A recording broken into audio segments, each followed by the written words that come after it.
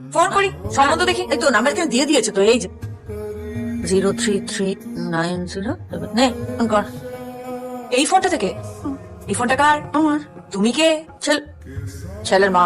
চিন্তা করো না, আমি সব সেট করে দিয়ে আসছি। এবার মনে হচ্ছে একটা কিছু হবে। হ্যালো, হ্যাঁ কি বলছেন? মেয়ের বিয়ে অ্যাড দিয়েছেন তো? হ্যাঁ, পাত্রের নাম সায়ন রায়। এই নামে যদি কোনো ফোন আসে সঙ্গে সঙ্গ কাট। কেন?